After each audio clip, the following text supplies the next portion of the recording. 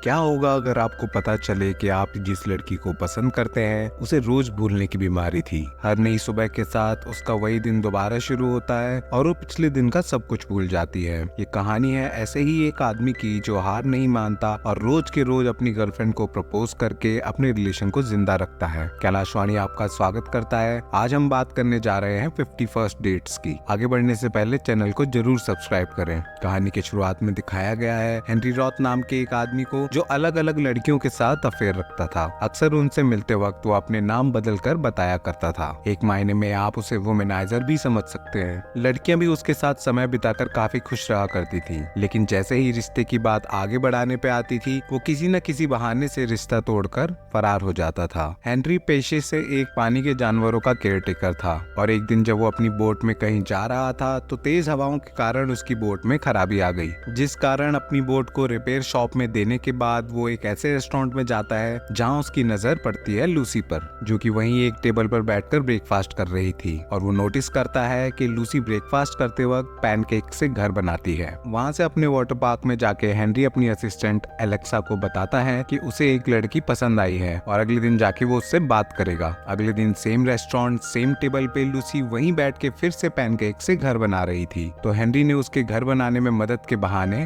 उससे बात करने की शुरुआत कर दी। लूसी भी हेनरी की बात करने के तरीके से काफी इम्प्रेस थी और वो बताती है कि उसके भाई और पिताजी भी मछली पकड़ने का शौक रखते हैं, तो उनके हाथ से भी वैसी ही स्मेल आती है जैसे कि हेनरी के हाथ से आया करती थी। शाम होने तक दोनों एक दूसरे के बारे में काफी कुछ जान चुके हैं और वहाँ से एक दूसरे से विदा ले लेते हैं। शाम को एक लड़की बार में हेनरी पर लाइन मारती है, लेकिन हेनरी उससे जरा भी भाव नहीं देता क्योंकि उसके दिल में तो अब लूसी बस चुकी थी। अगले दिन वादे के अनुसार हेनरी वापस उसी रेस्टोरेंट में जाता है जहाँ उससे लूसी मिली थी। लूसी वहाँ आती है और बात शुरू करते हुए हेनरी उस पे फिर से चीजी लाइंस मारने लगता है, लेकिन लूसी अजीब सा बिहेव करने लगती है कि जैसे वो उसे जानती ही ना हो। हेनरी उससे कहता है कि वो कल ही तो मिले थे, जिसपे लूसी बताती है कि उसने आज तक उसे कभी जिंदगी में देखा तक नहीं है। लूसी हेल्प के लिए रेस्टोरेंट ओनर सू को बुलाती है क्योंकि उसे लगता है कि ये आदमी उसे छेड़ रहा है। सू तभी हेनरी को जबरदस्ती पकड़ के रेस्टोरेंट के बाहर ले जाती है और उसे बताती है कि लूसी एक स्पेशल केस है। दरअसल 1 साल पहले जब लूसी अपने पापा के साथ गाड़ी में पाइनएप्पल्स लेने जा रही थी तो एक गाय को बचाने के चक्कर में उनकी गाड़ी एक पेड़ से टकरा गई और उस हादसे में उसके पिताजी को कुछ चोटें आई, लेकिन सर पे चोट के कारण लूसी उस दिन के बाद से कुछ याद नहीं रखती। उसके हिसाब से ठीक होने के बाद से वो रोज वही दिन जीती है। उसके दिमाग के उस हिस्से में चोट लगी थी जो शॉर्ट टर्म मेमोरी रखता है। सू बताती है कि उसके पापा रोज वही पिछले साल 13 अक्टूबर का अखबार उस तक पहुंचाते हैं और उसकी दिनचर्या में हर चीजों को रोज ऐसे दिखाया जाता है जैसे वही दिन हो। इसमें आस पड़ोस के कई लोग इस चीज के भागीदार भी हैं। 13 अक्टूबर का दिन उसके पिताजी का जन्मदिन है, तो वो उनके लिए एक बड़ी पेंटिंग बनाती है। लूसी के घर में रोज उस दिन का मैच टीवी पे चलाया जाता है, जो कि उसके पिताजी एक रिकॉर्डेड कैसेट के जरिए लूसी को दिखाते थे। लूसी का भाई भी मजाक में इसका फायदा उठाते हुए लूसी से मैच पे शर्त लगाता है और रोज जीतता है। और रात को बर्थडे सेलिब्रेट करने के बाद वो अपने भाई और पापा को अपने द्वारा गिफ्टेड सिक्स सेंस मूवी दिखवाती है। वे दोनों महीनों से एक ही पिक्चर देख के रोज बोर हो चुके थे, लेकिन उनके पास कोई और चारा नहीं था। इन सब के बाद जब लूसी सोने को चली जाती है तो पूरा सेटअप अगले दिन के लिए रेडी किया जाता था। वैसे तो सू हेनरी को मना करती है कि आज के बाद लूसी से ना मिले क्योंकि वो एक सेंसिटिव लड़की है, लेकिन अगले दिन हेनरी फिर वहीं पहुंच जाता है और सू के बेटे के साथ शर्त लगाता है कि वो उसे दोबारा इम्प्रेस करके दिखाएगा। इस तरह रोज यही चीज दोबारा दोहराई जाती थी।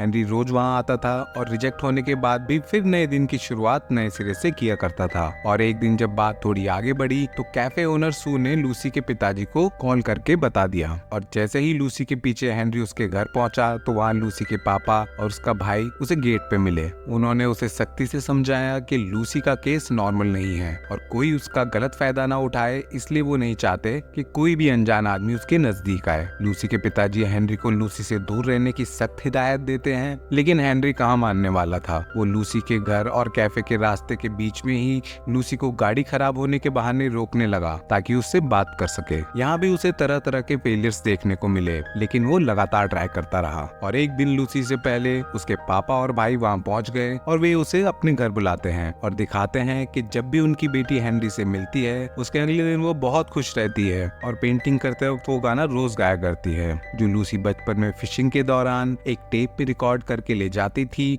ताकि वो गाना सुन के उसके पापा को उसकी मम्मी याद आए और वे घर जल्दी जा सके। लूसी के पिताजी हेनरी से पूछते हैं कि वो आखिर क्यों उसकी बेटी के पीछे पड़ा है, जिसके जवाब में वो उन्हें अपने सच्चे प्यार के बारे में उन्हें बताता है। अब कहानी यहाँ से दूसरी तरफ रुक लेती है। जब अगले दिन रोज की तरह लूसी हेनरी को कैफे में मिलती है तो उसका ध्यान बाहर खड़े पुलिस अफसर पर जाता है जो उसकी गाड़ी का चालान काट रहा था। और इसी बीच उसे पता लगता है कि उसके आसपास की दुनिया सब एक स्टेज की तरह सेट है। अब हमें यहाँ पता चलता है कि लूसी के पापा ऐसे दिनों के लिए भी हमेशा तैयार रहते थे जब लूसी को सच्चाई पता लग जाती थी। और लूसी के पिताजी एक डायरी के जरिए लूसी को सब सच बताते हैं। अब लूसी उनसे कहती है कि उसे डॉक्टर के पास ले जाएं क्योंकि वो उनके मुंह से सब सच सुनना चाहेगी। और वे सभी लूसी को पास के हॉस्पिटल में ले जाते हैं जहाँ लूसी की तरह और भी पेशेंट रहते थे। उनमें से एक आदमी जिसका नाम टॉम था, उसे तो हर 10 सेकंड में भूलने की बीमारी थी। वहाँ से घर आने पर लूसी हेनरी को थैंक्स कह के रोज की तरह सोने चली जाती है। और उसके एफर्ट्स को देखते हुए उसके पिताजी भी हेनरी को एक एक बियर के लिए रोक लेते हैं। यहाँ हम देखते हैं कि हेनरी चुपके से लूसी की वो डायरी ले लेता है जिसे दिखा के उसके पिताजी ने उसे सच्चाई समझाई थी। अगले दिन हेनरी लूसी को उसकी पसंद के लिली फ्लावर्स गिफ्ट करता है एक अनजान आदमी की तरफ से बता के, और साथ ही साथ उसे एक वीडियो टेप भी दे देता है। लूसी के पिताजी उससे पूछते हैं कि ये सब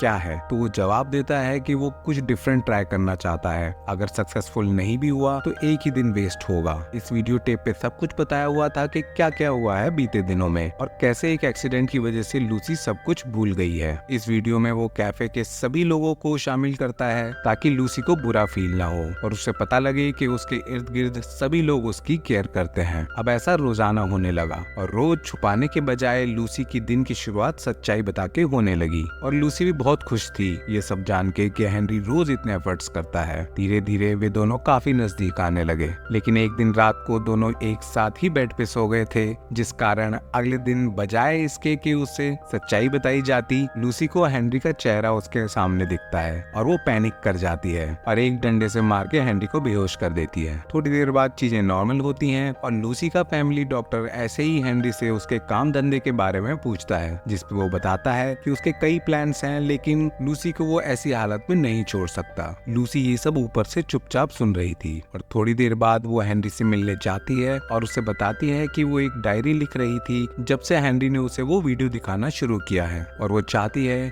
कि वे दोनों अपनी रिलेशन को खत्म कर दें। लूसी नहीं चाहती थी कि जो उसके भाई और उसके पापा को रोज झेलना पड़ रहा है वो हेनरी भी झेले। वो डायरी के हर उस पन्ने को फाड़ देना चाहती है जिसमें हेनरी का जिक्र हो। हेनरी उससे कहता है कि कल ही उन्होंने शादी करने का डिसाइड किया था और वो नहीं चाहता है उसे छोड़ना, जिस पे लूसी कहती है कि शाम को उसके घर पे आ जाए क्योंकि वो चाहती है कि सब खत्म करने से पहले हेनरी एक बार पढ़ ले कि लूसी ने उसके बारे में क्या क्या लिखा है। लूसी ने हेनरी के बारे में उसमें काफी अच्छी अच्छी बातें लिखी थी और जाने से पहले वो हेनरी से एक आखिरी बार लास्ट फर्स्ट किस मांगती है क्योंकि उसके हिसाब से तो रोजाना उसके लिए ये फर्स्ट किस ही थी। और इसके बाद वे एक दूसरे से विदा ले लेते हैं। अब रोज की तरह हेनरी अपने वाटर पार्क में जाके काम करने लगा और उसने लूसी से मिलना भी बंद कर दिया। कभी गलती से लूसी उसके सामने आ भी जाती थी तो अनजान लोगों की तरह बिहेव करते थे। कुछ दिनों बाद हेनरी की बोर्ड भी ठीक हो गई थी और वो हमेशा के लिए वहाँ से जाने वाला था। और आखिरी दिन जब वो वहाँ से निकलने ही वाला था तो लूसी के पापा और उसके भाई आखिरी बार उसे विदा लेने के लिए आए। वहाँ लूसी के पापा उसे ये भी बताते हैं कि लूसी अब इंस्टीट्यूट में रहने लगी है जहाँ उसके जैसे पेशेंट्स थे, क्योंकि लूसी का सोचना था कि वो अपने भाई और पापा पर बोझ नहीं बनना चाहती। अब जाने से पहले लूसी के पापा हेनरी को एक गिफ्ट देते हैं और हेनरी अपनी बोट पे वहाँ से निकल जाता है। रास्ते में जब वो गिफ्ट को खोलता है तो देखता है कि उसमें वही गाने की सीडी थी जो लूसी गाया करती थी। इससे अचानक उसके दिमाग में ख्याल आता है कि लूसी को रोज भूलने के बावजूद भी उससे मिलने के बाद वो गाना क्यों याद आता था। ये एक इशारा तो नहीं है कि लूसी के दिमाग में हेनरी हमेशा रहता था। वो अपनी शिप घुमाता है और सीधा पहुंचता है उसी इंस्टीट्यूट में जहां लूसी रहने लगी थी, इस उम्मीद में कि लूसी को वो याद आता भी है कि नहीं। और वहां पहुंचने पर वो लूसी से सीधा पूछता है कि क्या उसे आइडिया भी है कि वो कौन है, जिस पे लूसी सीधा मना कर देती है लेकिन उसे अपने साथ ले जाती है कुछ दिखाने के लिए। वे दोनों एक रूम में जाते हैं जहाँ हेनरी की बहुत सारी पेंटिंग्स बनी हुई थी और लूसी बताती है कि भले ही उसे हेनरी याद नहीं है बट ये चेहरा उसके सपनों में रोज आता है एंड रोज सुबह वो उसकी पेंटिंग बनाया करती है। लूसी पूछती है कि आखिर ऐसा क्यों होता है, तो वो बताता है कि जो बुक वो रोज पढ़ती है उसमें पहले उसके बारे में बहुत कुछ लिखा हुआ था और उसी के कहने की वजह से वो सब हटाया गया और वे दोनों अलग हो गए थे। यहाँ हेनरी बताता है कि लूसी का ये डिसीजन गलत था और वो एक दूसरे के लिए ही बने हैं। अब अगले सीन में दिखाया गया है कि लूसी सुबह उठती है और उसके सामने एक वीडियो टेप पड़ा है। उसे चलाने पे वो देखती है कि कब कैसे क्या हुआ था और साथ ही साथ उसमें दिखाया गया है कि लूसी और हेनरी की शादी भी हो चुकी थी। और खिड़की से बाहर झांकने पर वो अपने आप को एक बोट में अपनी फैमिली के साथ समंदर के बीच में पाती है और बाहर आने पर वो देखती है कि उनकी एक बेटी भी है। और इसी के साथ इस कहानी की हैप्पी एंडिंग हो जाती है। धन्यवाद।